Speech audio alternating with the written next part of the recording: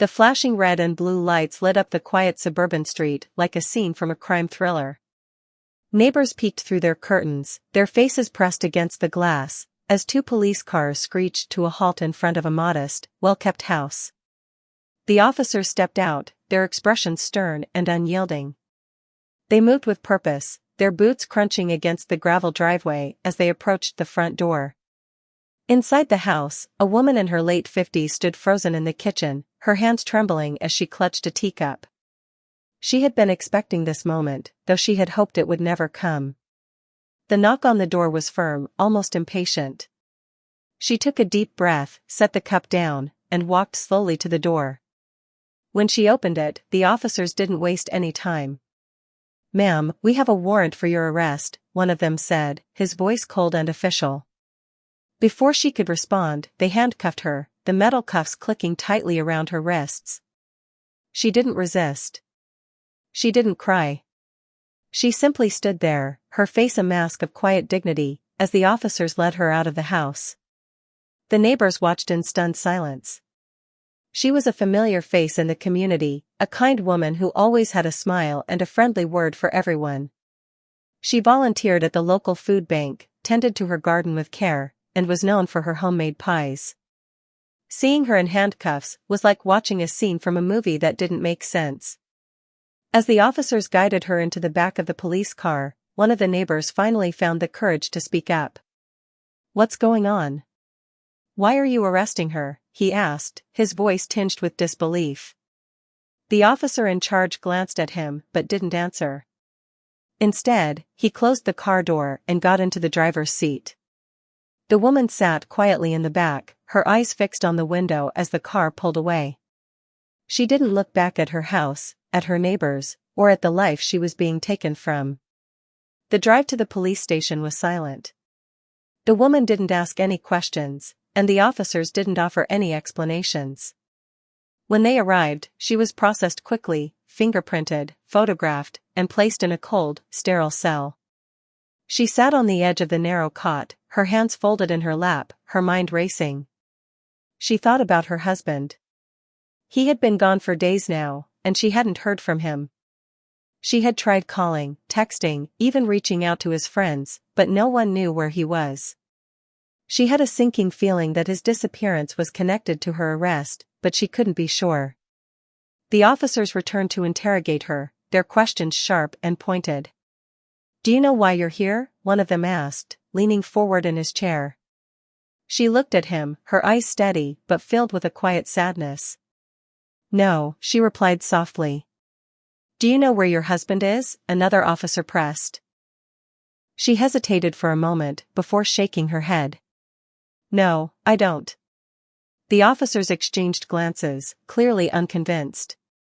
They continued to press her, but she remained calm and composed, refusing to say more. Her silence only deepened the mystery, leaving the officers, and the audience, wondering what secrets she was hiding. As the hours passed, the woman sat alone in her cell, her thoughts drifting to the life she had built with her husband. They had been married for over 30 years, and though their life together had been quiet, it had been filled with love and mutual respect. She had always known there was more to her husband than met the eye, but she had never asked questions. She had trusted him completely. Now, as she sat in that cold, lonely cell, she couldn't help but wonder if that trust had been misplaced. The woman sat on the edge of the narrow cot in her cell, her hands resting lightly on her knees. The fluorescent light above buzzed faintly, casting a harsh glow on the cold, gray walls. She stared at the floor, her mind drifting back to the last time she had seen her husband. It had been a quiet evening, like so many others. They had eaten dinner together, sharing stories about their day. He had seemed a little distracted, but she hadn't thought much of it. He often had moments like that, where his mind seemed to wander to some distant place. She had learned not to pry. After dinner, he had kissed her on the forehead and said he was going out for a walk. "I'll be back soon," he had said, his voice calm but with a hint of something she couldn't quite place. She had nodded and smiled, watching him slip on his jacket and step out into the night. That was the last time she had seen him. The next morning, when he hadn't returned, she had tried calling his phone. It had gone straight to voicemail. She had texted him, but the messages remained unanswered. At first, she hadn't been too worried. He had always been independent, and sometimes he needed time to himself. But as the hours turned into days, her concern had grown. She had reached out to his friends, but none of them had seen or heard from him. She had even called the local hospitals, her heart pounding with fear each time she dialed the number. But there had been no news. It was as if he had vanished into thin air. Now, sitting in the jail cell, she couldn't shake the feeling that his disappearance was connected to her arrest. The officers had asked about him, their questions sharp and probing. They had seemed almost more interested in him than in her. She had told them the truth, she didn't know where he was, but she could tell they didn't believe her. The sound of footsteps echoed down the hallway, pulling her out of her thoughts. A guard appeared at the door of her cell, his keys jangling as he unlocked it. "You've got a visitor," he said gruffly. She looked up, surprised. Who would be visiting her here? She stood slowly, her legs stiff from sitting for so long, and followed the guard down the hallway to a small visitation room. Sitting on the other side of the glass partition was her neighbor, a kind elderly man who had lived down the street for as long as she could remember. His face was lined with worry, and he gave her a small, sympathetic smile as she sat down. "Are you okay?" he asked, his voice soft but filled with concern. She nodded, though the gesture felt hollow. "I'm fine," she said.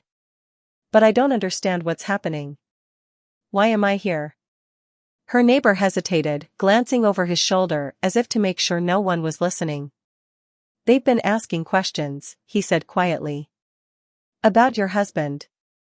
They've been going through your house, looking for something. I don't know what, but they seem determined." Her heart sank. She had always known her husband was a private man, but this was something else entirely. What could they possibly be looking for? And why had they arrested her? "Do you know where he is?" her neighbor asked gently. She shook her head, tears welling up in her eyes for the first time since her arrest. "No," she whispered. "I don't know where he is. I don't know what's going on." Her neighbor reached out and placed his hand against the glass, a small gesture of comfort. "We'll figure this out," he said. "You're not alone." She nodded, though she wasn't sure she believed him. As she was led back to her cell, her mind raced with questions. Who was her husband, really? What had he been hiding? And why had his secrets led to her being locked up in this cold, lonely place? The hours dragged on, each one feeling longer than the last. She lay down on the cot, staring up at the ceiling, her thoughts swirling in a chaotic storm. She thought about the life they had built together, the quiet moments they had shared, the love that had always been the foundation of their relationship. But now, for the first time, she wondered if she had ever truly known him at all. Back at the police station, the officers were hard at work, piecing together the puzzle of the woman's arrest and her husband's mysterious disappearance. The case had taken an unexpected turn, and they were determined to get to the bottom of it. The lead detective, a seasoned officer with a reputation for solving even the most complicated cases, sat at his desk, surrounded by files and photographs. He had been assigned to the case just hours after the woman's arrest, and he was already feeling the weight of it. There was something about this situation that didn't add up, and he was determined to find out what it was. He started by reviewing the initial report. The woman had been arrested on suspicion of involvement in a high-profile financial fraud case. The evidence against her was circumstantial at best, a series of bank transactions that had been flagged as suspicious, all linked to an account in her name. But as the detective dug deeper, he began to notice inconsistencies. For one thing, the woman had no prior criminal record. In fact, she had a spotless reputation in the community.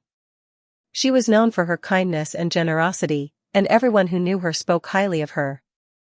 It didn't make sense that someone like her would be involved in something as serious as financial fraud. Then there was the matter of her husband. The more the detective looked into him, the more questions he had. The man had no official records, no driver's license, no social security number, no tax filings. It was as if he didn't exist. The detective leaned back in his chair, rubbing his temples as he tried to make sense of it all. Who was this man? And what was his connection to the case? He decided to pay a visit to the couple's home. The house was still cordoned off with police tape, and a forensic team was inside, combing through every inch of the place. The detective stepped inside, his eyes scanning the room. It was a modest home, clean and well-kept, with family photos on the walls and a cozy, lived-in feel. But as he walked through the house, he noticed something strange. In the back of the closet in the master bedroom, hidden behind a false wall, was a small, secret room. Inside, the forensic team had found stacks of documents, fake IDs, and large sums of cash. The detective's heart raced as he sifted through the documents. There were passports from different countries, all with the husband's photo but different names. There were bank statements, wire transfer receipts, and what appeared to be coded messages. It was clear that the husband had been living a double life, but what that life entailed was still a mystery. The detective returned to the station and ordered a full background check on the husband. He also decided to bring the woman in for another round of questioning. When she was brought into the interrogation room, she looked tired and worn, but her eyes still held a quiet strength. The detective sat down across from her, his expression neutral but his mind racing. "We found something in your house," he began, watching her closely for any reaction. "A hidden room, filled with documents and cash. Do you know anything about that?" The woman's eyes widened in surprise, but she quickly composed herself. "No," she said softly. "I had no idea that room was there." The detective leaned forward, his voice firm but not unkind. "Your husband has no official records. No ID, no social security number, nothing. Who is he, really?" The woman hesitated, her hands clasped tightly in her lap. She had always known there was more to her husband than he let on, but she had never imagined anything like this. "I don't know," she said finally, her voice barely above a whisper. "I knew he had secrets, but he never told me what they were. I trusted him." The detective studied her for a moment, trying to gauge whether she was telling the truth. There was something in her eyes, a deep sadness, but also a flicker of determination. "Do you know where he is now?" he asked. She shook her head. "No. I haven't heard from him in days.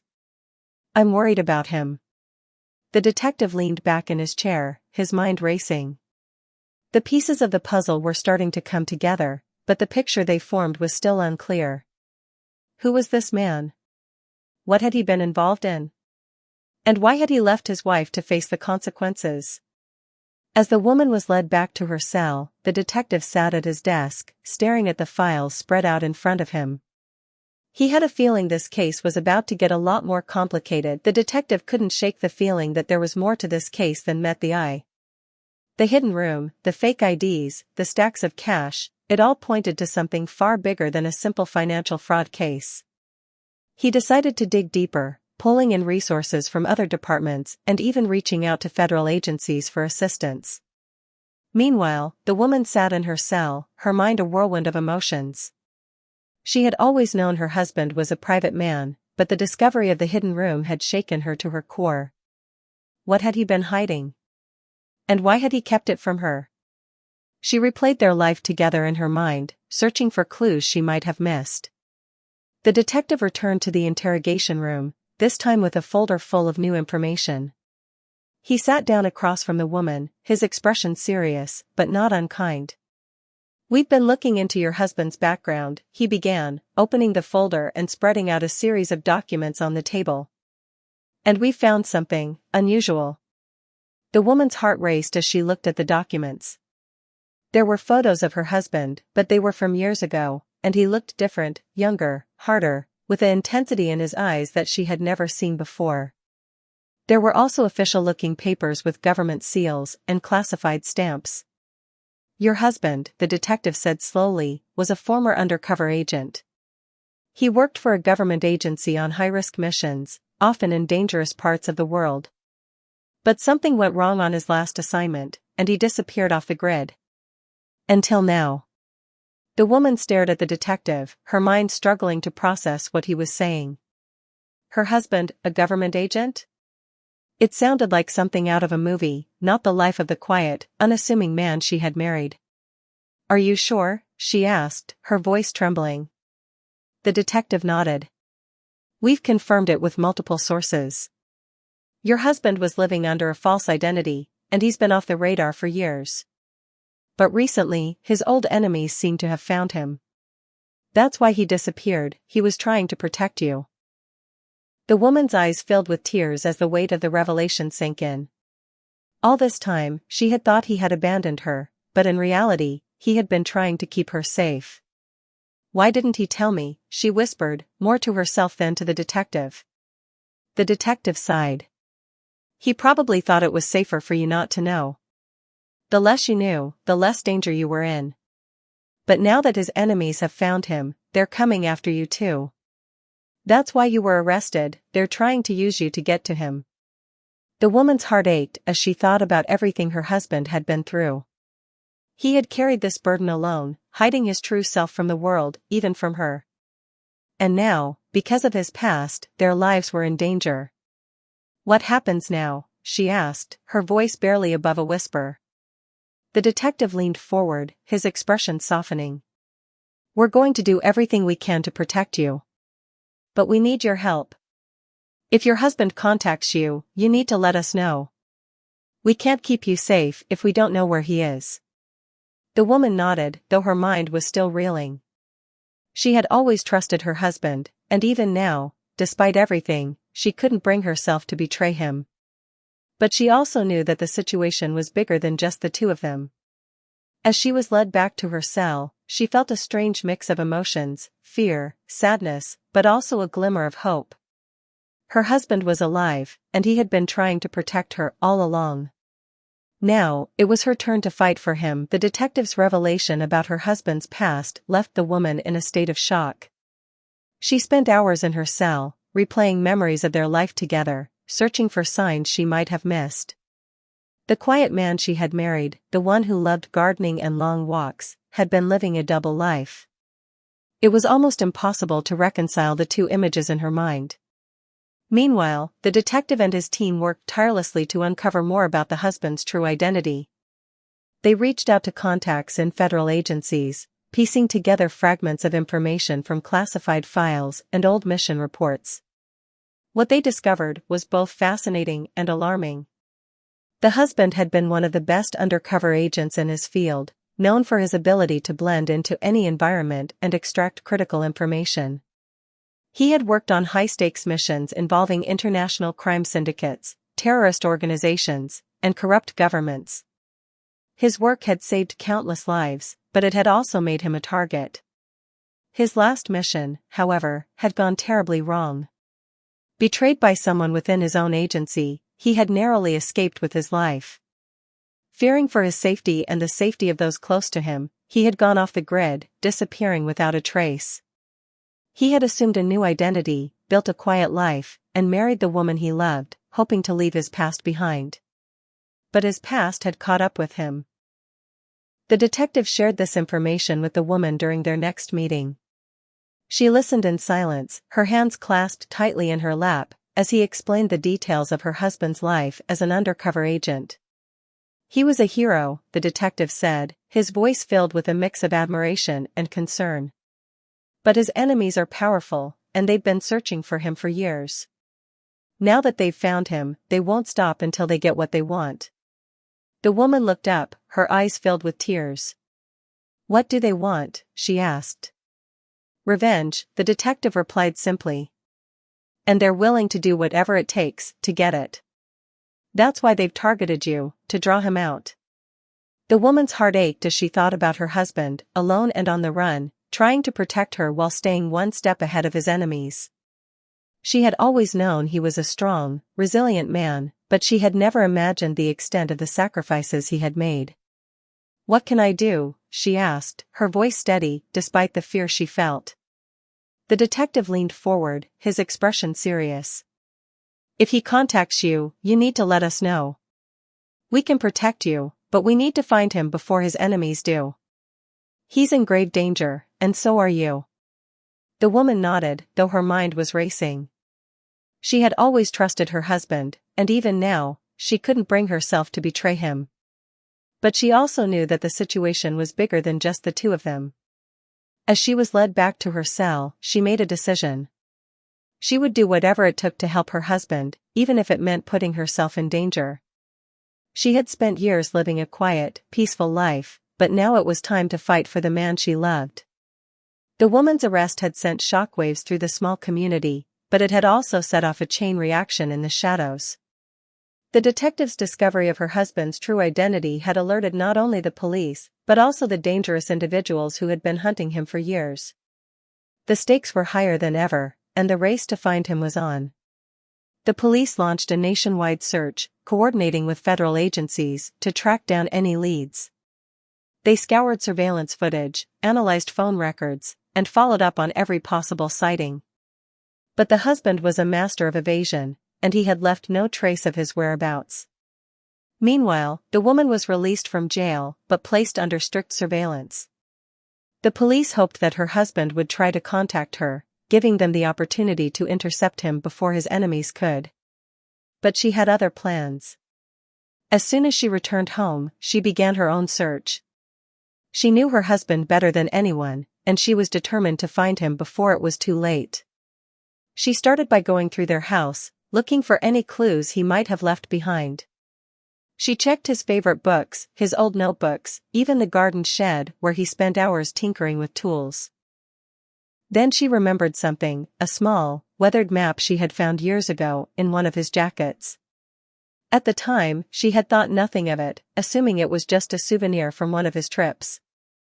But now, she wondered if it could be a clue. She found the map tucked away in a drawer, its edges frayed and its surface marked with faint pencil lines.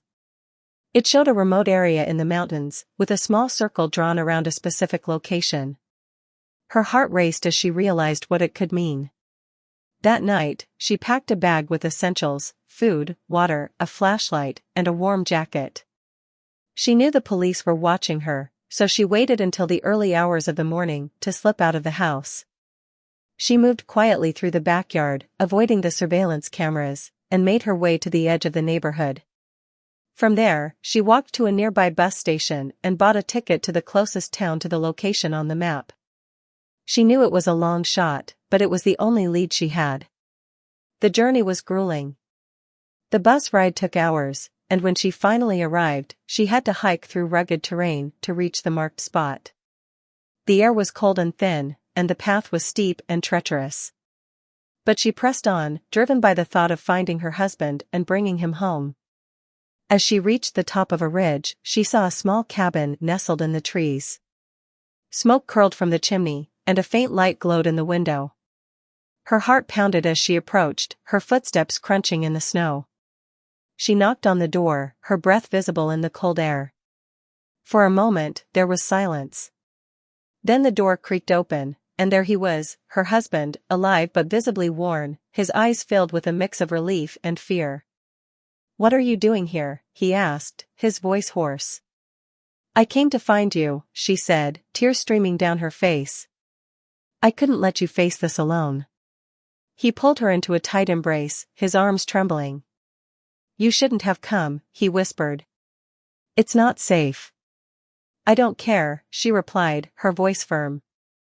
"We're in this together, no matter what." For the first time in days, she felt a glimmer of hope. But as they stood there, holding each other in the cold mountain air, they both knew that the danger was far from over. The cabin was small and rustic, but it felt like a sanctuary after the chaos of the past few days. The woman and her husband sat by the fire, wrapped in blankets, as they shared their stories. He told her about his life as an undercover agent, the missions he had undertaken, and the betrayal that had forced him into hiding. She listened in silence, her heart breaking for the man she loved. "I never wanted to drag you into this," he said, his voice filled with regret. "I thought if I disappeared, they would leave you alone. But I was wrong." She reached out and took his hand, her grip firm. "You don't have to face this alone anymore," she said. "We're in this together, no matter what." He nodded, though his eyes were still shadowed with worry. We can't stay here long, he said. They'll find us eventually. We need to keep moving. Just as he finished speaking, a sound outside made them both freeze. It was faint, but unmistakable, the crunch of footsteps in the snow. The husband's expression turned grim as he stood up and moved to the window, peering out into the darkness. Stay here, he whispered, grabbing a rifle from the corner of the room. Don't make a sound. The woman's heart raced as she watched him slip out the back door, his movements silent and deliberate. She crouched by the fire, her ears straining to hear any noise from outside. The minutes felt like hours as she waited, her mind filled with fear and uncertainty. Then, suddenly, there was a shout, followed by the sound of a struggle. She couldn't stay hidden any longer.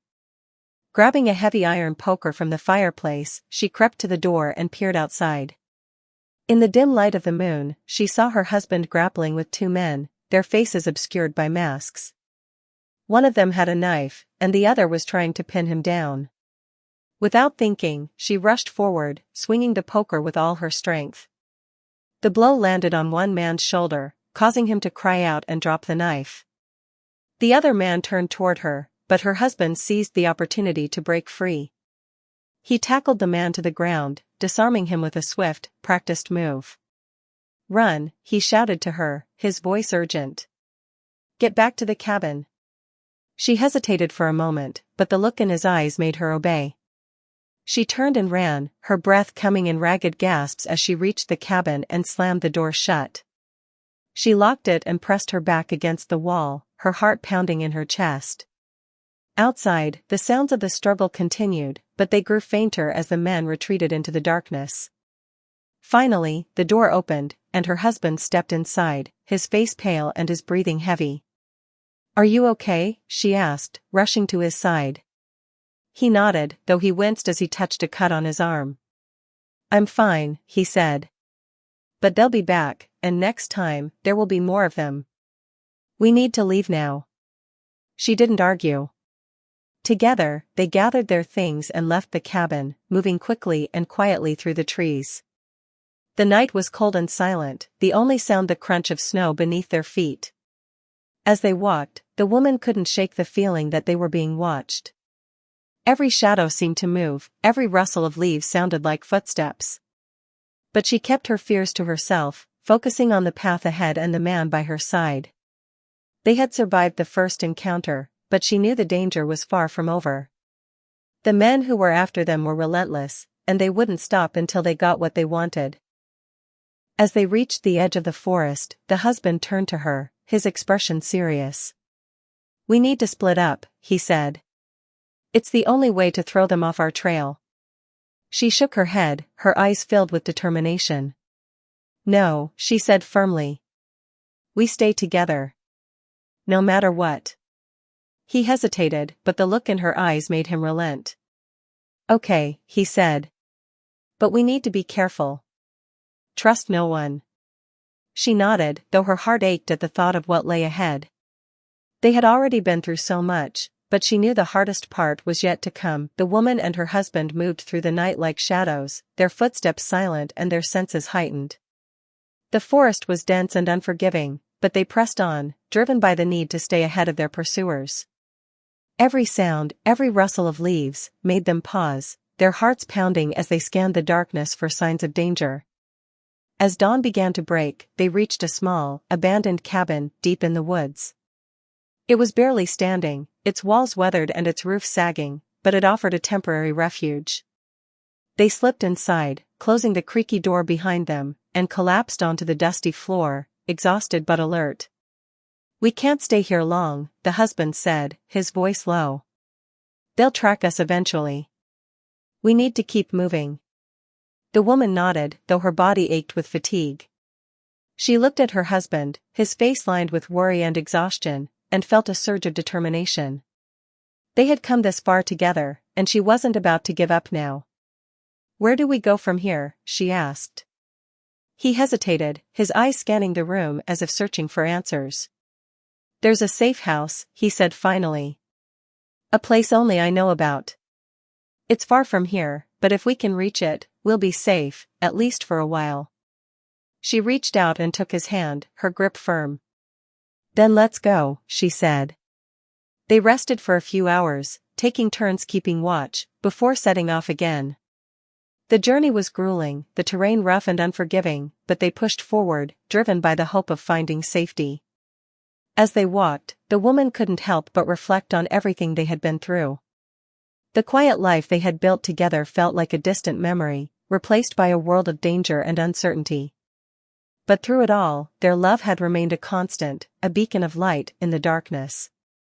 Finally, after hours of walking, they reached the safe house, a small, nondescript building hidden deep in the mountains. It was surrounded by trees, its location carefully chosen to avoid detection. The husband unlocked the door and ushered her inside, his movements quick and efficient. The interior was sparse but functional, with basic supplies and a few pieces of furniture. It was clear that the husband had prepared for this moment, though he had hoped it would never come. "We'll be safe here," he said, his voice filled with relief. "At least for now." The woman nodded, though her mind was still racing. She knew the danger wasn't over, but for the first time in days, she allowed herself to feel a glimmer of hope. As they settled in, the husband began to explain his plan. "We need to lay low for a while," he said. "Let the heat die down. Then, when it's safe, we'll reach out to my old contacts. They can help us disappear, start a new life somewhere far away." She listened in silence, her heart aching at the thought of leaving everything behind. But she also knew it was their only chance. "I'm sorry," he said suddenly, his voice filled with regret. "For dragging you into this. For not telling you the truth." She reached out and took his hand, her eyes filled with love and understanding. "You did what you had to do," she said softly. "And I'm here because I choose to be. We're in this together, no matter what." He pulled her into a tight embrace, his arms trembling with emotion. For the first time in years, he allowed himself to let down his guard, to feel the weight of everything he had been carrying. As they stood there, holding each other in the quiet safety of the cabin, they both knew that the road ahead would be difficult. But they also knew that as long as they had each other, they could face anything. The safe house became their sanctuary, a place where they could finally catch their breath and plan their next steps. For days, they stayed hidden, venturing outside only when necessary to gather supplies or check for signs of danger. The husband taught the woman how to stay alert, how to move silently, and how to defend herself if needed. She learned quickly, her determination fueled by the love she felt for him and the life they were fighting to protect. As the weeks passed, the immediate danger began to fade. The husband reached out to his old contacts, carefully and discreetly, using coded messages and secure channels. Slowly, a plan began to take shape, a way for them to disappear and start over. One evening, as they sat by the fire, the husband turned to her, his expression serious but hopeful. "I've made contact with someone who can help us," he said. "They can give us new identities, passports, and a place to live, somewhere far away, where no one will find us." The woman nodded, though her heart ached at the thought of leaving behind everything they had known.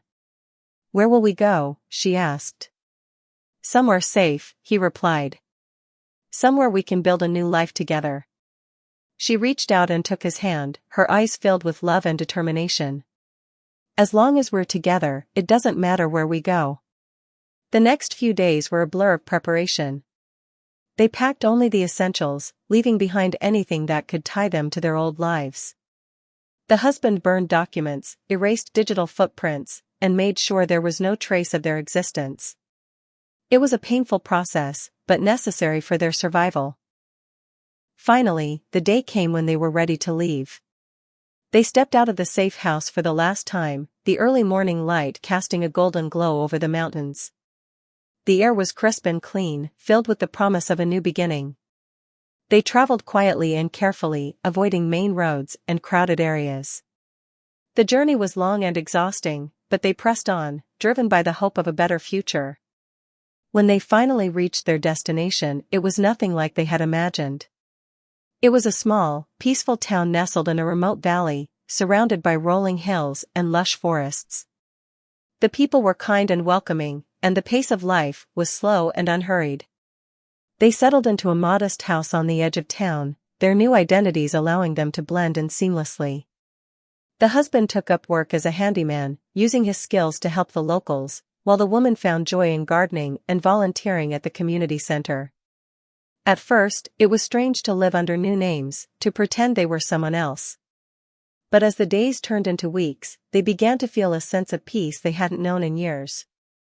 They made friends, built a routine, and slowly started to heal from the trauma of their past. One evening, as they sat on the porch watching the sunset, the woman turned to her husband, her eyes filled with gratitude. "We made it," she said softly. "After everything, we're finally safe." He nodded, his hand reaching for hers. "We did," he said. "And it's all because of you. You never gave up on me, even when I gave you every reason to." She smiled, her heart swelling with love. "You're my husband," she said. "I'll never give up on you." As they sat there, hand in hand, watching the sky turn from gold to deep purple, they both knew that their journey wasn't just about survival, it was about finding each other again, about rediscovering the love that had carried them through the darkest of times. Their new life wasn't perfect, but it was theirs. And for the first time in years, they felt truly free.